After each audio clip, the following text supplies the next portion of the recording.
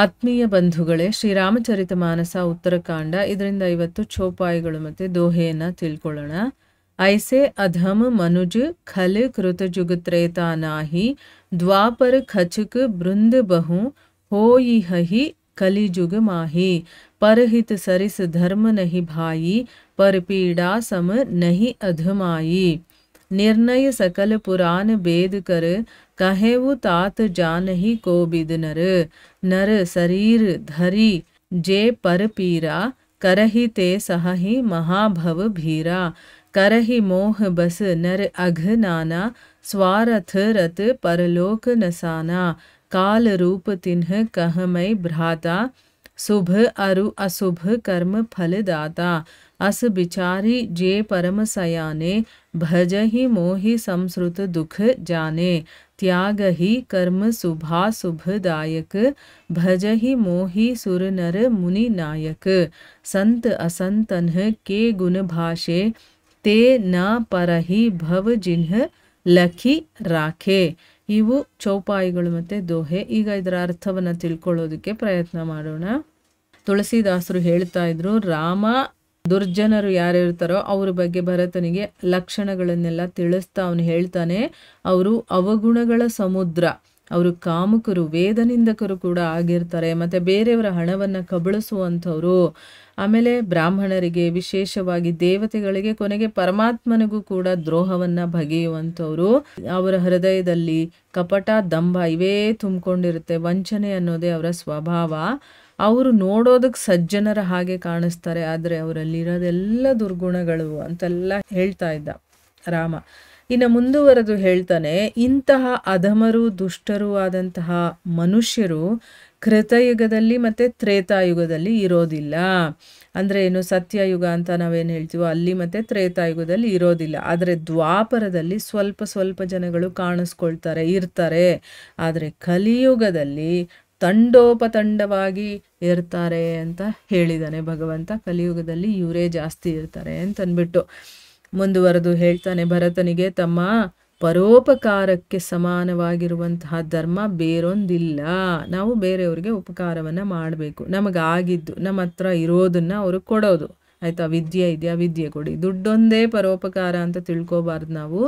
ಶಾರೀರಿಕವಾಗಿ, ಮಾನಸಿಕವಾಗಿ ಯಾವುದೇ ರೀತಿಯಲ್ಲಿ ಅವ್ರೇನಾದರೂ ಒಂದು ತೊಂದರೆಯಲ್ಲಿದ್ದಾಗ ನಮ್ಮ ಕೈಯಲ್ಲಿ ಎಷ್ಟಾಗುತ್ತೋ, ಶಾರೀರಿಕವಾಗಾದರೆ ಮಾಡಬೇಕು, ಇಲ್ಲ ಮಾನಸಿಕವಾಗಾದರೂ ಮಾಡಬೇಕಂದ್ರೆ ಈಗ ಮಾತಿನಿಂದ ನಾವು ಅವ್ರಿಗೆ ಧೈರ್ಯವನ್ನು ತುಂಬೋದು, ಅದು ಮಾಡ್ಬೋದು. ನಮ್ಮಲ್ಲಿರುವಂಥ ವಿದ್ಯೆ, ಹಣ, ಸಂಪತ್ತು ಯಾವುದ್ರ ಮುಖಾಂತರವಾದರೂ ಸಹಾಯವನ್ನು ಮಾಡ್ಬೋದು. ಅದೆಲ್ಲವೂ ಕೂಡ ಸಹಾಯನೇ, ಪರೋಪಕಾರನೇ. ಸೊ ಅದಕ್ಕೆ ಸಮಾನವಾಗಿರುವಂಥ ಧರ್ಮ ಬೇರೊಂದಿಲ್ಲ. ಪರಪೀಡನೆಯಂಥ ಪಾಪ ಮತ್ತೊಂದಿಲ್ಲ. ಬೇರೆಯವರಿಗೆ ತೊಂದರೆ ಕೊಡೋದು, ಹಿಂಸೆ ಕೊಡೋದಿದೆಯಲ್ಲ, ಅದಕ್ಕಿಂತ ದೊಡ್ಡ ಪಾಪ ಇನ್ನೊಂದಿಲ್ಲ ಅಂತ ಹೇಳ್ತಾ ಇದ್ದಾನೆ. ಆಮೇಲೆ ಹೇಳ್ತಾನಯ್ಯ, ವೇದ ಪುರಾಣಗಳಲ್ಲಿ ಹೇಳಿರುವಂಥ ವಿಷಯವನ್ನು ನಿನಗೆ ನಾನಿವಾಗ ಸಂಗ್ರಹವಾಗಿ ಹೇಳಿದ್ದೀನಿ. ಪಂಡಿತರಿಗೆಲ್ಲ ಈ ವಿಷಯ ಗೊತ್ತಿದೆ. ಮಾನವ ಶರೀರವನ್ನು ಹೊಂದಿದ್ರೂ ಕೂಡ ಬೇರೆಯವರಿಗೆ ನೋವನ್ನು ಉಂಟು ಮಾಡುವಂಥವರಿಗೆ ಹುಟ್ಟು ಸಾವು ಅನ್ನುವಂತಹ ಸಂಸಾರ ಚಕ್ರದಲ್ಲಿ ಸಿಕ್ಕಾಕೊಂಡು ಸುತ್ತುತ್ತಾ ಕಷ್ಟಗಳನ್ನು ಅನುಭವಿಸ್ಬೇಕಾಗತ್ತೆ. ಮನುಷ್ಯರು ಮೋಹವಶರಾಗಿ ಸ್ವಾರ್ಥದಲ್ಲಿ ಮುಳುಗಿ, ಅಂದರೆ ತನಗೇ ಬೇಕು, ಎಲ್ಲ ತನಗೋಸ್ಕರ ಮಾಡಿಕೊಳ್ಳುವಂಥದ್ದು.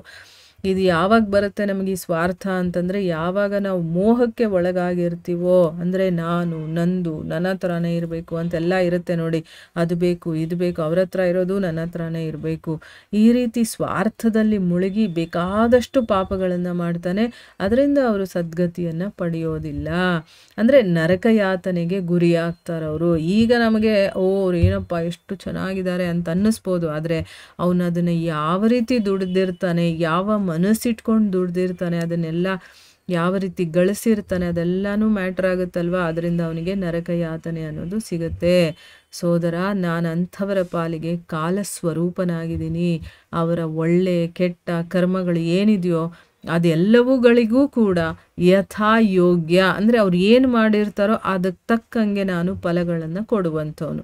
ಈಗ ನಮಗೆ ಅಯ್ಯೋ ಏನಪ್ಪ ಇಷ್ಟು ಕಷ್ಟ ಕೊಡ್ತಾನೆ ಭಗವಂತ, ನನಗೇ ಯಾಕೆ ಇಷ್ಟು ಕಷ್ಟ ಕೊಡ್ತಾನೆ ಅಂತ ನಾವು ಹೇಳ್ತೀವಲ್ವಾ. ಅದ್ರ ಹಿಂದೆ ನಾವು ಏನು ಕೆಲಸ ಮಾಡಿದ್ದೀವೋ ನಮಗೇನು ನೆನಪಿದೆಯಾ? ಇಲ್ಲ. ನಾನು ಮಾಡಿದ್ದಕ್ಕೆ ಅದಕ್ಕೆ ಪ್ರತಿಫಲ ಕೊಟ್ಟಿದ್ದಾನೆ ಹೊರತು ಇಲ್ಲ ಅಂದರೆ ಭಗವಂತ ಆ ರೀತಿ ಯಾವುದು ನಮಗೆ ಇಲ್ಲದೆ ಇರೋದನ್ನೆಲ್ಲ ಕೊಡೋದಕ್ಕೆ ಹೋಗೋದಿಲ್ಲ. ನಾವು ಮಾಡಿದರೆ ಅದಕ್ಕೆ ಕರೆಕ್ಟಾಗಿ ಇರುವಂಥ ಫಲವನ್ನು ಕೊಡ್ತಾನೆ. ಇದನ್ನು ತಿಳ್ಕೊಂಡಿರುವಂಥ ಜ್ಞಾನಿಗಳು ಸಂಸಾರ ದುಃಖರೂಪ ಅಂತ ತಿಳ್ಕೊಂಡು ನನ್ನನ್ನೇ ಭಜಿಸ್ತಾರೆ. ಅವರು ಶುಭ ಅಶುಭ ಯಾವುದೇ ಆಗಿರಬಹುದು. ಈಗ ಶುಭ ಕೆಲಸಗಳನ್ನು ಮಾಡಿದ್ರೂ ಫಲ ಸಿಗುತ್ತೆ, ಅಶುಭ ಕೆಲಸಗಳನ್ನು ಮಾಡಿದಾಗಲೂ ಫಲ ಸಿಗುತ್ತಲ್ವ. ಅದಕ್ಕೆ ಶುಭಾಶುಭ ಫಲಗಳನ್ನು ಕೊಡುವಂತಹ ಕರ್ಮಗಳನ್ನು ಬಿಟ್ಟು ದೇವತೆಗಳಿಗೆ, ಮನುಷ್ಯರಿಗೆ, ಮುನೀಶ್ವರರಿಗೆ ಅಧಿದೈವವಾದಂತಹ ನನ್ನನ್ನು ಅವರು ಭಕ್ತಿಯಿಂದ ಭಜಿಸ್ತಾರೆ. ತಿಳುವಳಿಕೆ ತಿಳ್ಕೊಂಡಿರ್ತಾರೆ, ಅವರಿಗೆ ಜ್ಞಾನದ ಅರಿವಾಗಿರುತ್ತೆ. ಅದರಿಂದ ಅವ್ರೇನು ಮಾಡ್ತಾರೆ, ನನ್ನನ್ನು ಭಜಿಸ್ತಾರೆ ಹೊರತು ಬೇರೆ ಯಾವುದನ್ನು ಇಷ್ಟಪಡೋದಿಲ್ಲ. ಇಷ್ಟರವರೆಗೂ ಕೂಡ ಸಜ್ಜನರ ದುರ್ಜನರ ಲಕ್ಷಣಗಳನ್ನೆಲ್ಲ ನಾನು ಹೇಳಿದ್ದೀನಿ. ಈ ಗುಣಗಳನ್ನು ಅರ್ಥ ಮಾಡ್ಕೊಂಡಿರುವಂಥವ್ರು ಜನನ ಮರಣ ಚಕ್ರದಲ್ಲಿ ಸಿಕ್ಕಾಕೊಳ್ಳೋದಿಲ್ಲ ಅಂತಂದ್ಬಿಟ್ಟು ಇಲ್ಲಿ ಹೇಳ್ತಾ ಇದ್ದಾನೆ. ಈಗ ನಾವು ಬೇಕಾದಷ್ಟು ಸರಿ ನಮ್ಮ ಬಾಯಲ್ಲೇ ಬಂದಿರುತ್ತೆ, ಅಯ್ಯೋ ನಾವು ಯಾವಾಗ ಈ ಹುಟ್ಟು ಸಾವಿನಿಂದ ಹೊರಗಡೆ ಬರ್ತೀವೋ ಅಂತಂದ್ಬಿಟ್ಟು.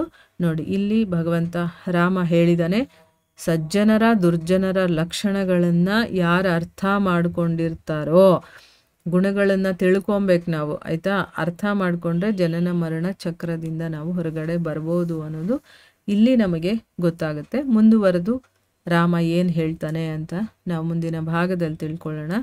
ಹರೇ ಕೃಷ್ಣ.